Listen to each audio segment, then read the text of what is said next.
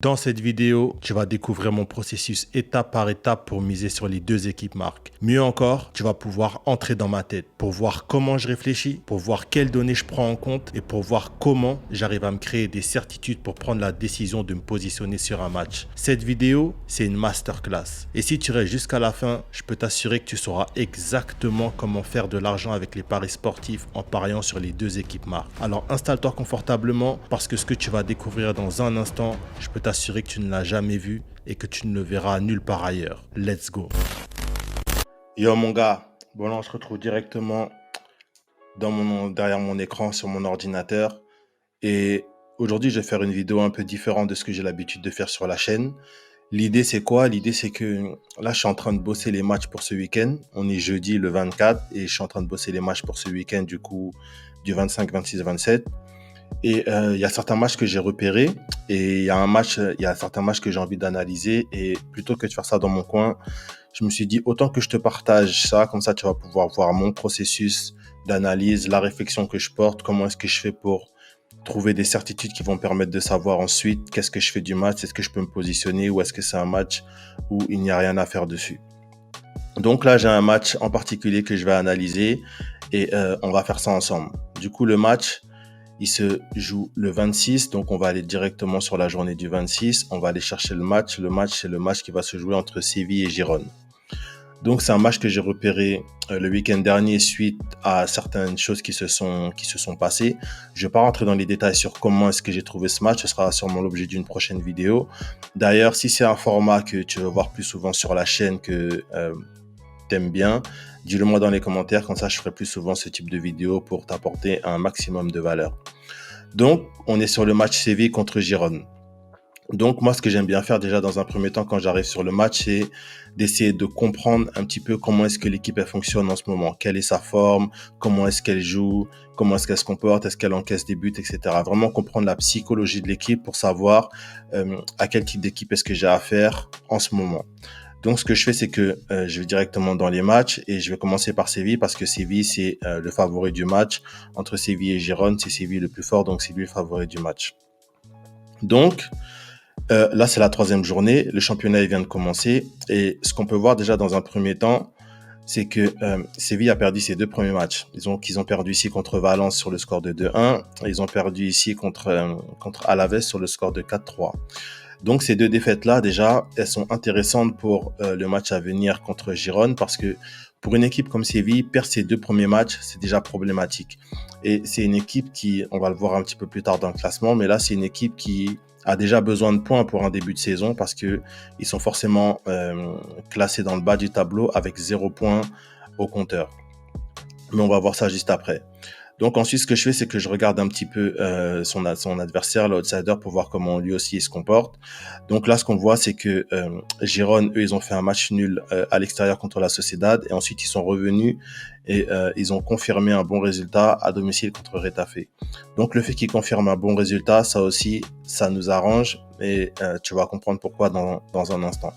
Donc une fois que j'ai vu un petit peu comment l'équipe elle est, j'ai vu que Séville, c'est une équipe qui perd ses matchs, ils arrivent à marquer, mais ils encaissent beaucoup de buts. De l'autre côté, Girone, c'est une équipe qui joue quand même un petit peu. Ils ont réussi à faire un bon résultat à domicile, à tenir un match final à l'extérieur. Donc maintenant, je vais regarder le classement pour voir comment est-ce qu'il faut se bouger. C'est un début de saison, mais en fonction de comment est-ce que la saison elle avance, le classement, il évolue en fait. Et il faut toujours prendre le classement en fonction des données que tu as actuellement.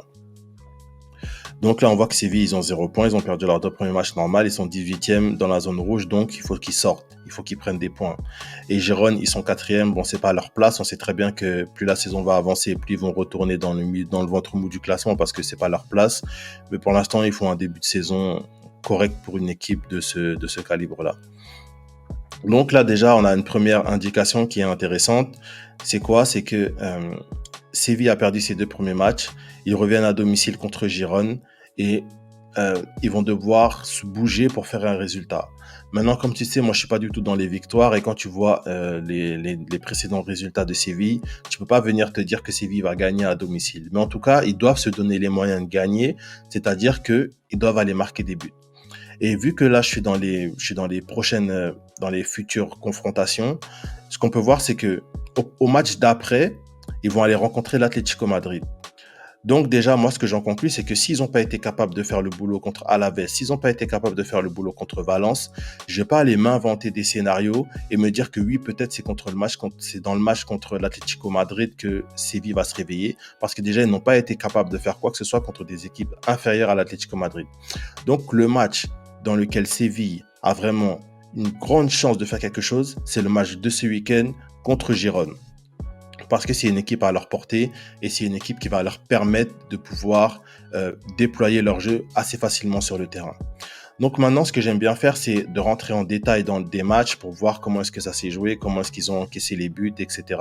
Parce que ça aussi, ça me donne des indications supplémentaires. Donc je vais commencer avec le premier match ici contre Valence. Donc, ce qu'on peut voir, c'est que donc à la mi-temps, il ne s'est rien passé. Ils se rentrent au vestiaire à 0-0. Ensuite, retour des vestiaires, Séville s'est fait surprendre par Valence. Là, déjà, c'est une première indication. Parce qu'au retour des vestiaires, c'est Séville qui aurait dû surprendre. C'est pas Valence qui aurait dû marquer le premier but, c'est Séville. Donc, ils se font surprendre. 9 minutes plus tard, ils reviennent au score.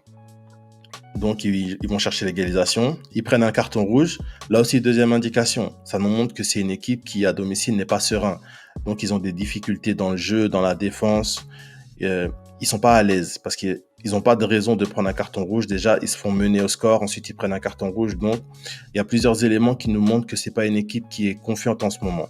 Et après le carton rouge, ils vont prendre le but qui leur coûte le match, leur but qui leur coûte le match nul et qui leur inflige la défaite contre Valence. Donc, le but du 2-1. Donc, ensuite, à ce que j'aime bien faire, c'est comme c'est un début de saison, il n'y a pas trop de matchs, c'est assez rapide de faire ça. J'aime bien aller voir ce qui s'est passé du côté de Valence après. Est-ce que Valence a continué à performer? Est-ce qu'ils ont réussi à continuer à marquer des buts ou pas? Et contre quel type d'adversaire est-ce qu'ils ont joué? Est-ce qu'ils ont eu des facilités par rapport à ce qu'ils ont fait dans ce match-là contre Séville? Pourquoi est-ce que je fais ça? C'est pour pouvoir comprendre, est-ce que ce résultat-là, il est vraiment contre Séville ou est-ce que c'est Valence qui a surperformé et qui montre qu'ils sont bien? Donc, ce que je fais, c'est je rentre dans Valence et je vais regarder contre qui est-ce qu'ils ont joué juste après avoir joué Séville. Donc là, on voit qu'ils ont joué Las Palmas. Donc, je vais regarder comment est-ce que ça s'est joué. Déjà, à première vue, juste en regardant le graphique d'intensité, on peut voir qu'il ne s'est rien passé dans le match.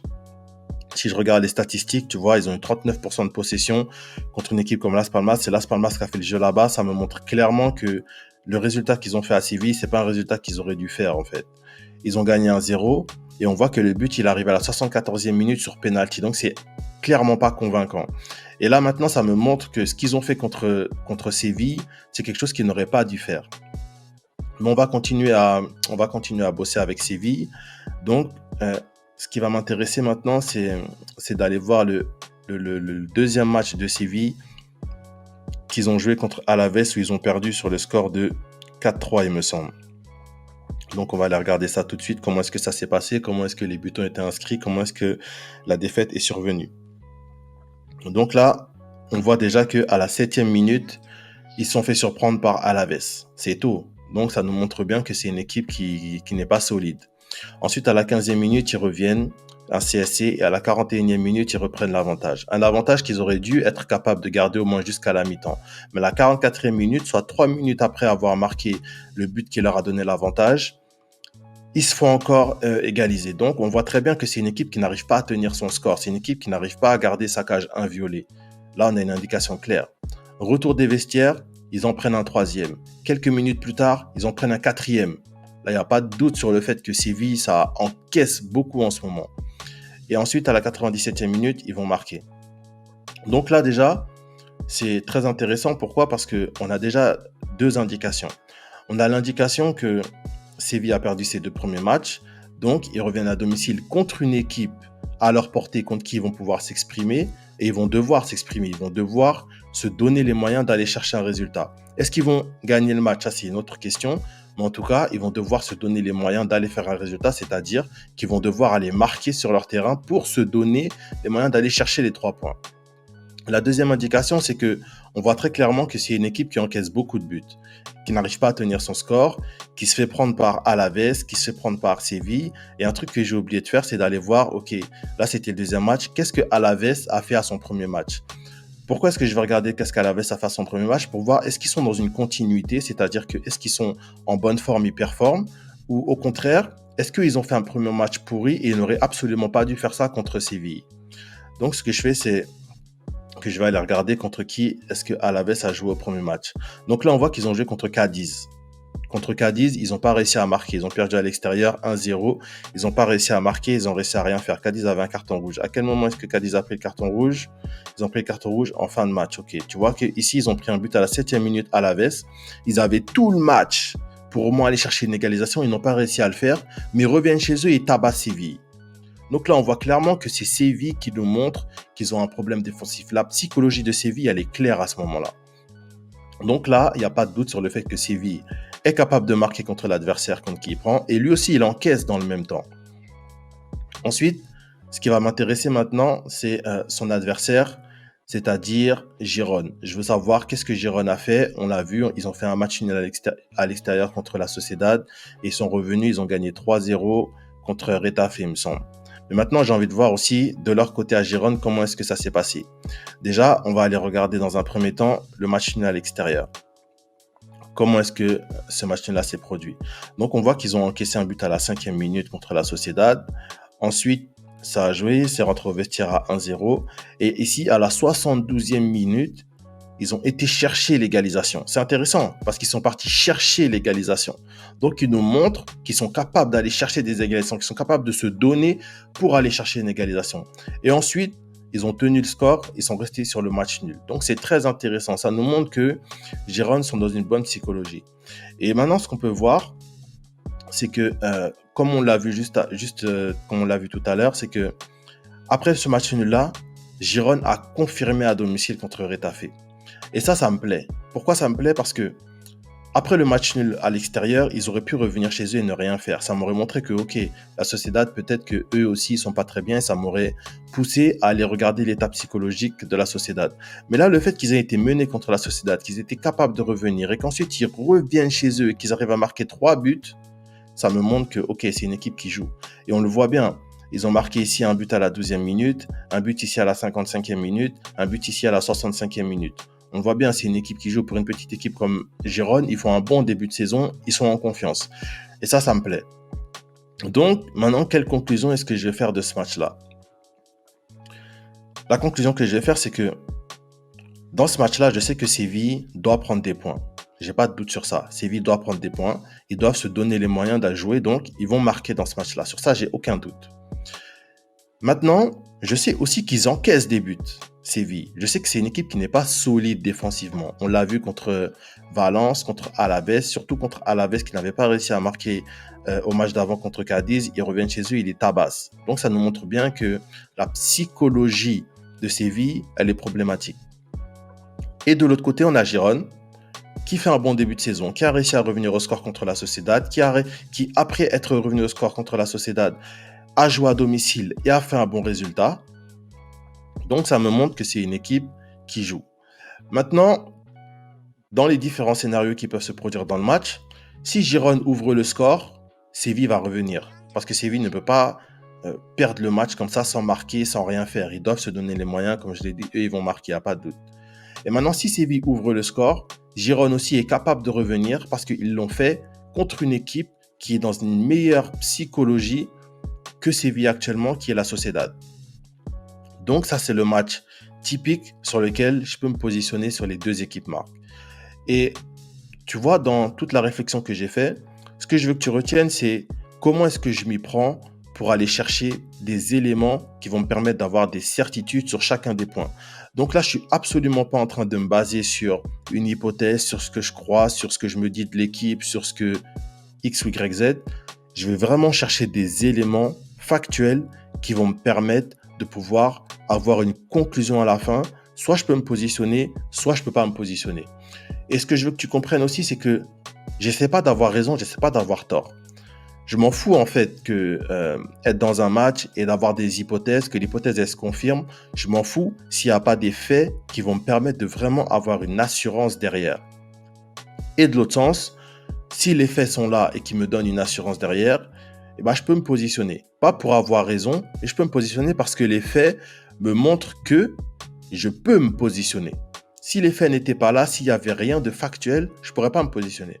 Donc, c'est vraiment cette réflexion-là euh, qu'il faut que tu aies pour que tu puisses faire des placements qui aient du sens. Tu vois, il faut vraiment comprendre l'état psychologique de chacune des équipes, comprendre leurs forces, comprendre leurs faiblesses, comprendre qu'est-ce qu'elles sont réellement capables de faire et ensuite voir ce que toi tu peux faire, qu'est-ce que tu peux prendre comme décision par la suite. Donc là aujourd'hui, on est le 24, le match il va se dérouler le 26. Donc ce que je vais faire, c'est que je reviendrai faire un débrief sur ce qui s'est passé dans le match le 26. Mais moi, mon hypothèse dans ce match-là, ce sur quoi je vais me positionner d'ailleurs ce week-end sur ce match-là, c'est sur les deux équipes marques. Donc, je vais couper la vidéo ici. Moi, je te reprends une fois que le match s'est joué pour faire le débrief avec toi. Et pour toi, ce sera dans une seule seconde. Et on verra au moment du débrief quelle conclusion est-ce que je vais pouvoir faire de l'analyse que je viens de te donner là maintenant.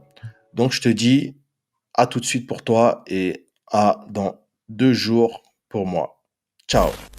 Ok les gars, du coup on va tout de suite aller voir ce qui s'est passé dans le match entre Séville et Girone que j'ai analysé.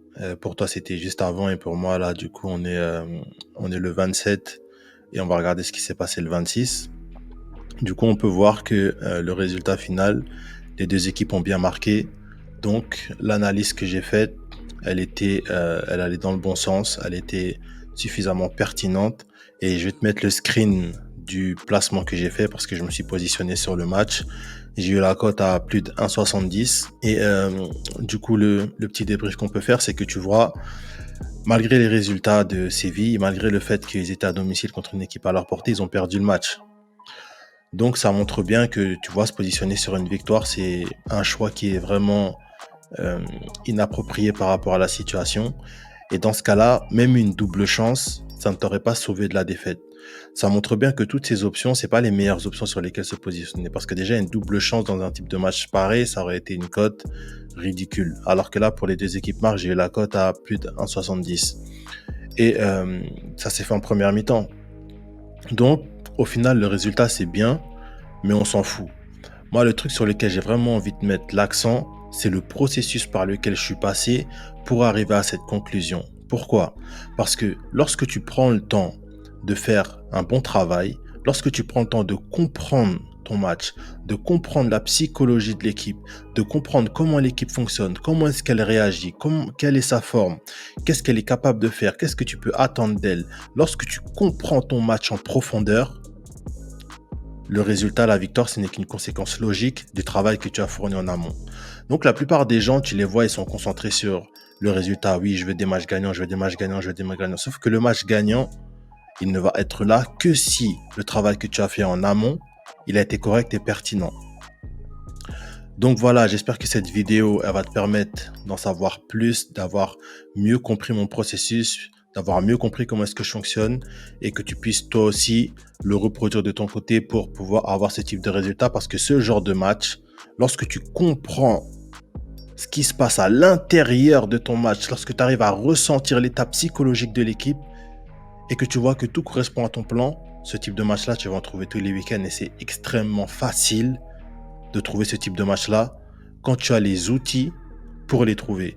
Que ce soit en Espagne, que ce soit en Angleterre, que ce soit en Italie, que ce soit en Allemagne, en France, peu importe le championnat dans le monde, à partir du moment où tu sais comment est-ce que l'équipe fonctionne, tu verras des résultats derrière et tu n'auras aucune difficulté à trouver ce genre d'opportunité.